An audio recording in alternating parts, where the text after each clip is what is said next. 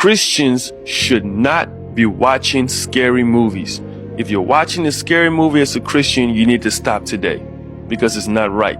Scary movies is a way of introducing demons into your life. Ask yourself this question: how did someone have the imagination to create such a being and actualize that being and bring it into full manifestation on a TV screen? That just goes to show you the extent of darkness that is in the minds of people because spirits are influencing them. And then you will sit down and open your eyes and watch that. Your eyes are a gateway to your soul, to your spirit, to your mind, your will, and emotions. You are affecting yourself by watching these scary things, and you think it's okay, and you wonder why you're being oppressed by demons at night. You wonder why you're having sleep paralysis. You wonder why demons are constantly blocking you from accessing the presence of God, because you just have too much baggage from the things that you're watching that are killing and destroying you. And Jesus has been trying to set you free, and he put this video in front of you to say stop. Do you really think Jesus will sit down with you and watch a scary movie?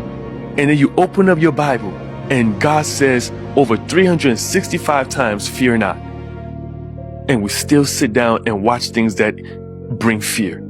What? Are you allowed to touch yourself as a Christian? Some people think this is an out if you're not married, but that's not the truth. Some of you may not agree, but yes, it is a sin. And if you're struggling with it, it's okay. It's not the end of the world. I struggled with it my whole life and I overcame it. In 1 Corinthians 6:18, it says, flee from sexual immorality. Every other sin a person commits is outside the body, but sexual immoral person sins against their own body.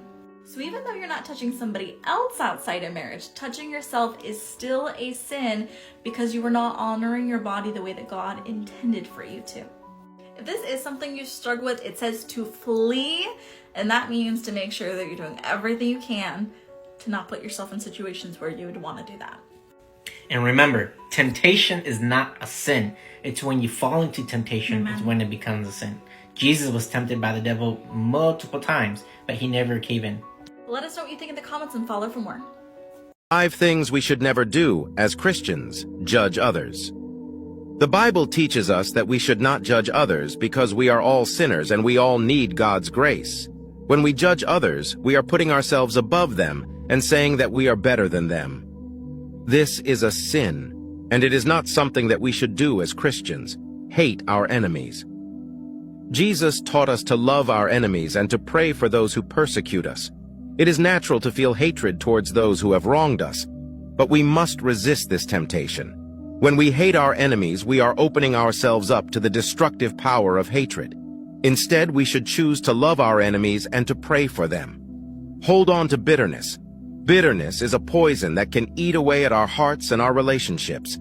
It is important to forgive those who have wronged us so that we can move on with our lives. Be selfish. Jesus taught us to put others before ourselves. When we are selfish, we are only thinking about our own needs and wants. We should strive to be selfless and to put the needs of others before our own. Give up. There will be times in our lives when we feel like giving up. We may be facing difficult challenges, and we may not see a way out. But we must remember that God is with us, and He will never leave us or forsake us. When we feel like giving up, we should turn to God for strength and help. In the moonlight, my honey, I know with the dawn that you will be gone, but tonight you belong to me. There are 3 things to avoid when praying. Number 1, avoid public shows. In Matthew chapter 6 verses 5 to 6, Jesus Christ says, and when you pray, you shall not be like the hypocrite, for they love to stand and pray in the synagogue and in the corners of the street, that they may be seen of men. Verily I say unto you, they have received their reward. But thou, when thou prayest, enter into thine inner chamber, and having shut thy door, pray to thy Father who is in secret, and thy Father who seeth in secret shall recompense thee. So don't go stand in the public places. Some people will stand in the street corners. Some people will go to the field at night and be shouting on top of their voice when people are passing by.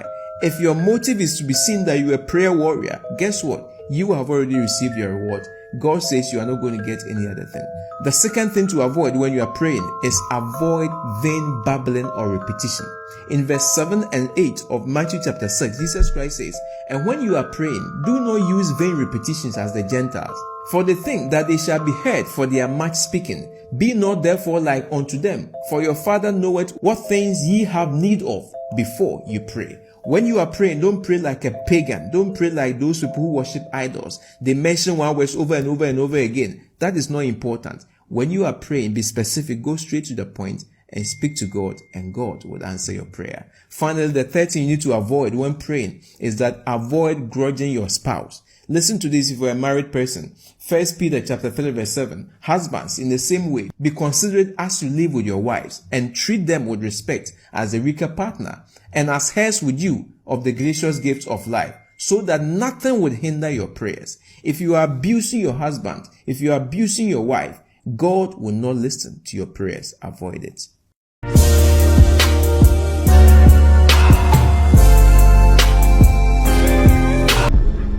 But I was told by others to do thus.